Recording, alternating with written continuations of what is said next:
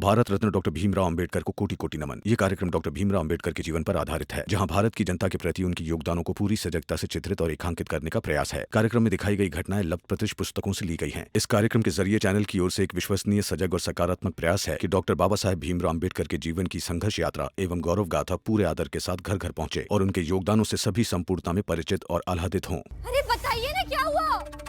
बताइए ना जल्दी, आनंद भैया को हुआ क्या है?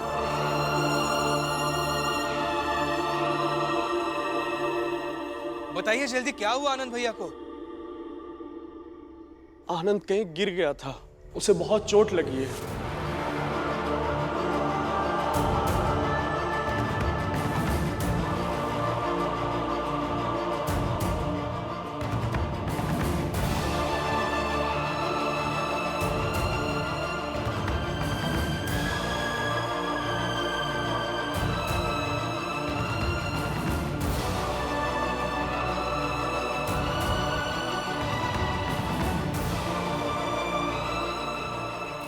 कैसे है वो? अब ठीक है, लेकिन तुम्हारे मायके वालों ने कहा है कि तुम मायके आ जाओ और आनंद को ले जाओ, क्योंकि आनंद के इलाज में बहुत पैसे लग चुके हैं और अब तुम्हारे मायके वालों के पास पैसे नहीं हैं इलाज के लिए।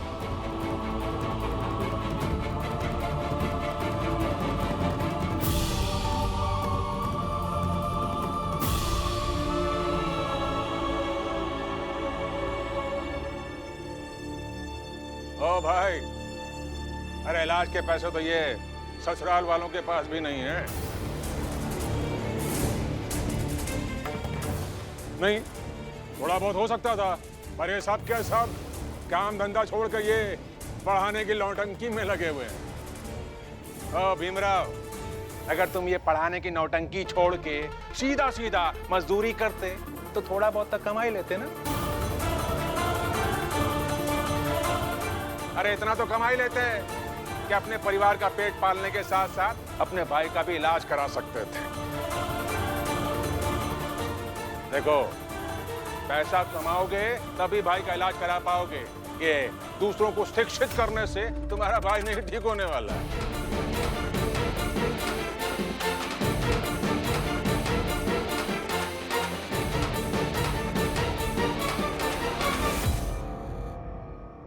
काका यही रहिए, मैं अंदर से आती, फिर हम साथ में चलेंगे।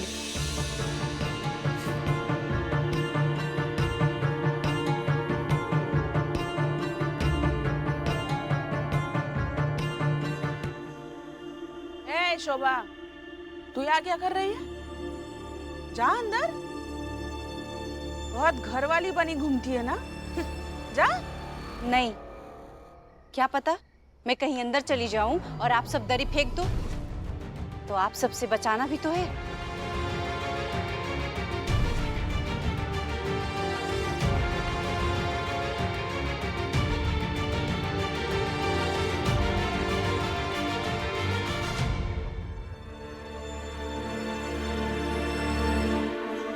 आप सब परेशान मत होइए, वो भी ठीक है ना। मैं उन्हें चक्कर यहाँ लेकर आऊंगी और फिर उनका इलाज यहीं पर करवाएंगे। मैं भी चलता हूँ। हाँ भैया, आप लक्ष्मी के साथ चले जाइए। नहीं बाबा, मैं चली जाऊंगी। दीदी, आप अकेले कैसे जाएंगी? मैं भी चलती हूँ ना आपके साथ। नहीं रमा, भीमबाऊ इतनी बड़ी लड़ाई खुद तो लड़ते ही है और हम सबसे भी लड़वाते हैं, तो इतनी मजबूत तो हो ही गई हूँ।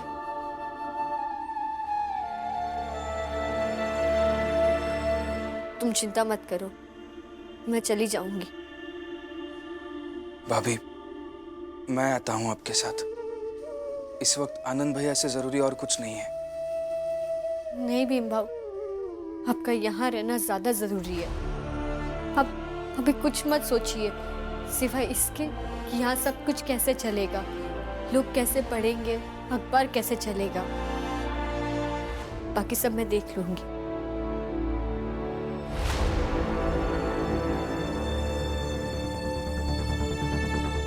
चलती हूँ।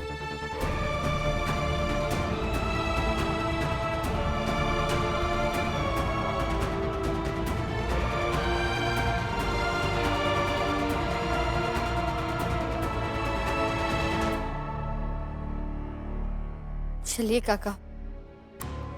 मेरा मैं इसे स्टेशन छोड़कर आता हूँ। हाँ बाबा, मैं भी चलती हूँ आपके साथ। ठीक है, चल बेटा।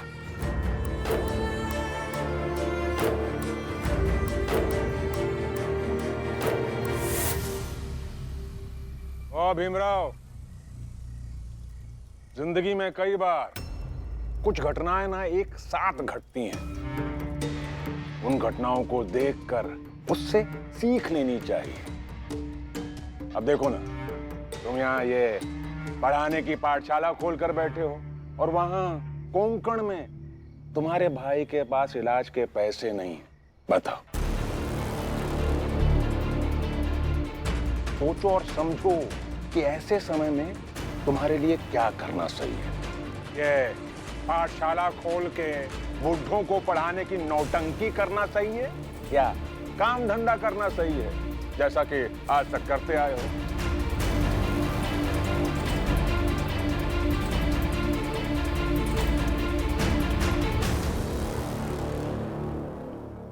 अगर पैसा कमाओगे तो अपना, राम जी का, बाला का या आनंद का कभी भी किसी का भी इलाज तो करा पाओगे ना।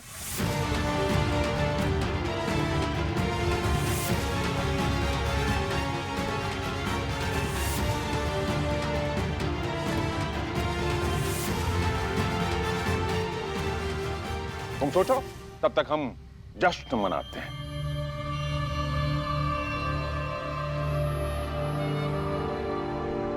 सोच लिया मेघनाथ जी।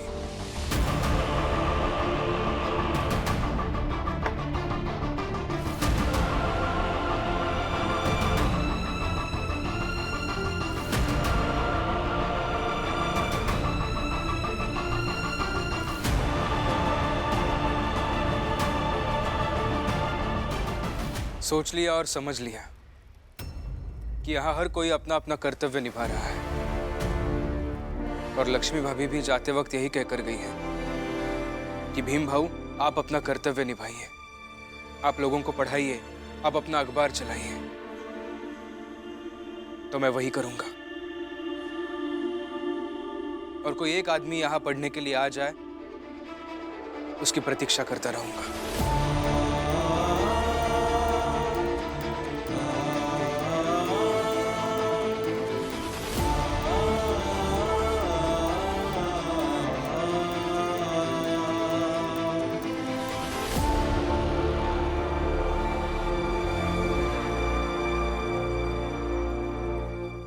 फिर करो प्रतीक्षा, तुम प्रतीक्षा करो और हम जश्न मनाते हैं।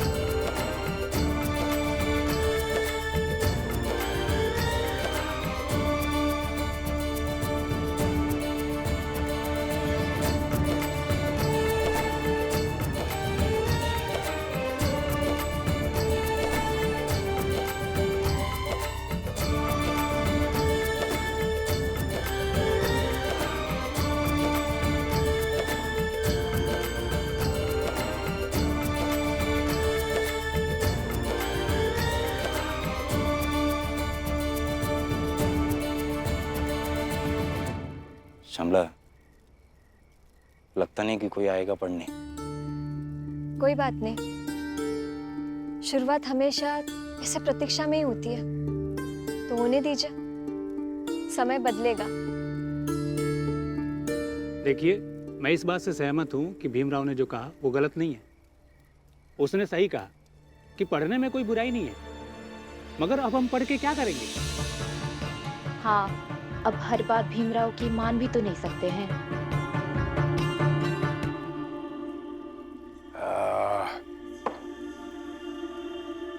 कोई है?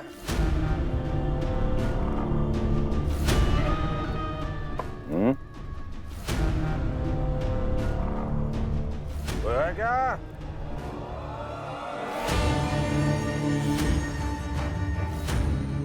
अरे कोई है क्या? कोई है तो मेरे सामने आओ,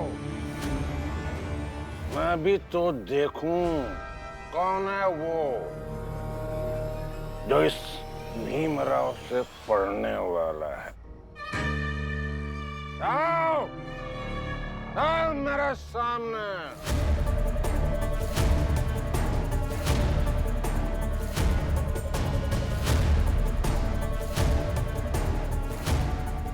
कोई नहीं आया? ओ भीमराव, ये तो कोई भी नहीं आया।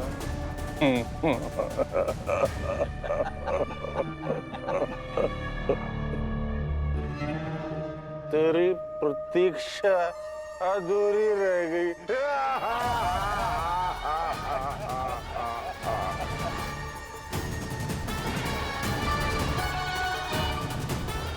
भीमराव, याद रखना, आज की ये रात तेरी पढ़ाने की नौटंकी वाली पहली रात। इस रात में तेरे हिस्से कुछ नहीं है, कुछ नहीं।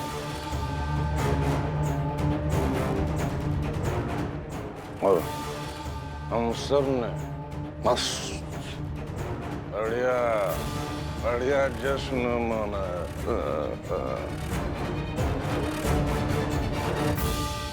चलो रे।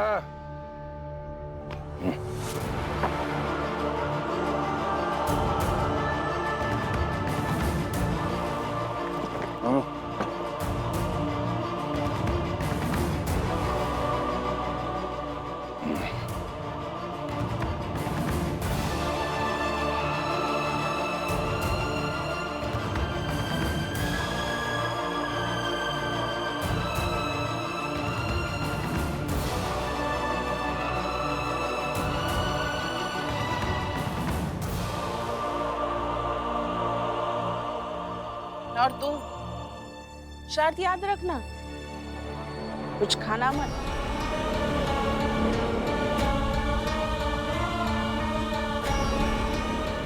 हाय, मैं इसे शर्त याद दिलाती रहूंगी कि जब तक कोई पढ़ने के लिए ना आए तब तक ये कुछ नहीं खाएगी।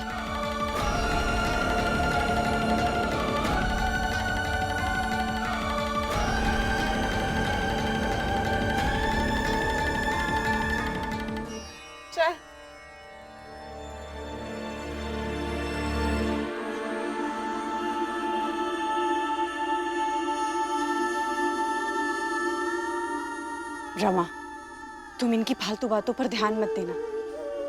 एक दिन में थोड़ी होता है कुछ, समय लगेगा, लेकिन आ जाएंगे। अब उसके चक्कर में उनकी कोई शर्त मानने की जरूरत नहीं है। नहीं, बात पति से प्रेम और इनके तरीके पर विश्वास की है। विश्वास तो निभाऊंगी और शर्त भी पूरी करूंगी। जब तक कोई एक विद्यार्थी नहीं आ जाता तब तक ना ही मैं खाना खाऊंगी और ना ही पानी पीऊंगी।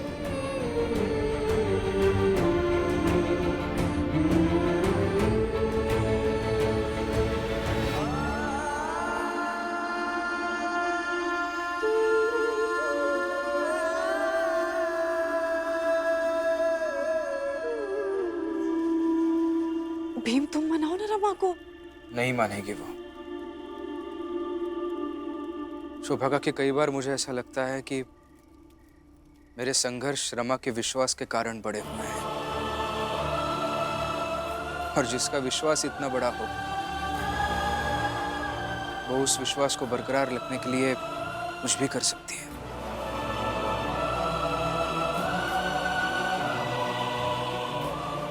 फिर भी एक पति हूं तो समझा कर देखता हूं।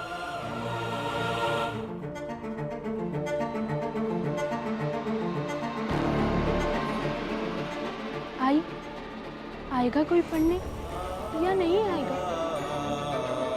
अब तो ये भी नहीं कह सकते कि आएगा, बस थोड़ा समय लगेगा,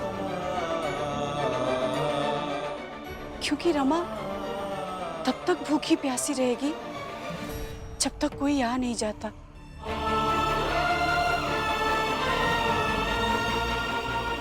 रमा भूखी प्यासी कब तक रह पाएगी?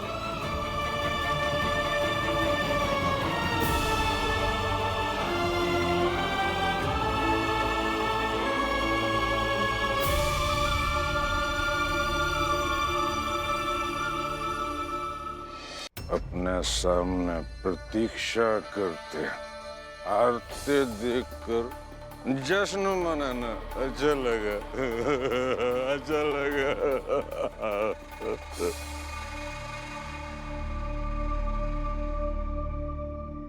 अरे शिशुपा, यहाँ भी कोई नहीं है। ला, यहाँ भी कोई नहीं आया और वहाँ भी कोई नहीं आया। न छोटी बिरादरी के किसी को पढ़ना है, न ऊंची बिरादरी के किसी को पढ़ना है, किसी को भी नहीं।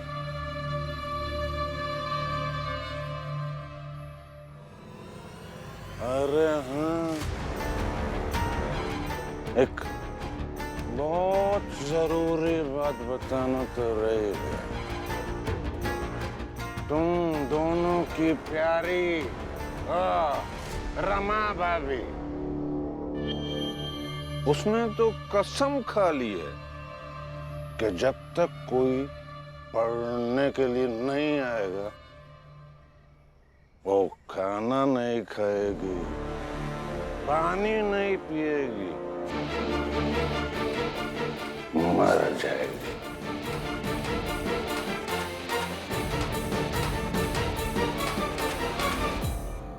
मर जाऊंगे तो मर जाऊंगे। एकनाथ जी यही सोचकर खुश हो रहे होंगे। अब मेघनाथ जी क्या, आई करुणा दीदी, सब यही सोचकर खुश हो रहे होंगे कि मैं खाऊंगी पीऊंगी नहीं तो मैं मर जाऊंगी। और आप इस बात को लेकर दुखी हो रहा है। दुखी होने के बजाय आप मुझ पर विश्वास कीजिए, मुझे अच्छा लगेगा।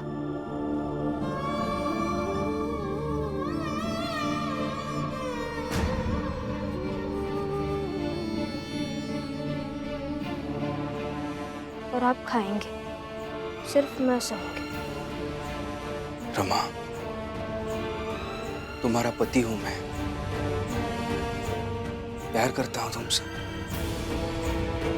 ऐसा कैसे कह सकता हूं कि तुम भूखी रहोगी और मैं खाना खाऊंगा? आप खाएंगे, आपको खाना पड़ेगा, आपको मेरी कसम।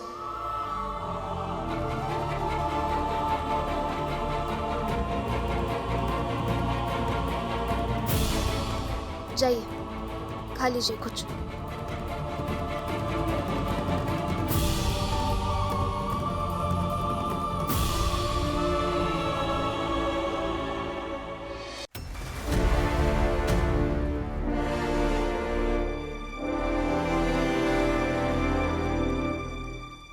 जिस दिन वो रमाबाई मर गई ना, पूरे एक महीने तक जश्न मनाऊंगा। चलिए ना, हम रमा भाभी को देख कर आते हैं। अरे ओ श्यामला, क्या बात करेगी उससे? अगर तुम दोनों में इतनी ही सहानुभूति है उस रमाबाई के लिए, तो तुम दोनों भी चुनौती स्वीकार कर लो ना।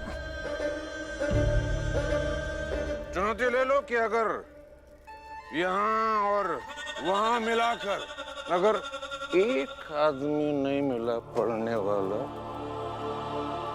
तो तुम दोनों के दोनों भूखे रहोगे।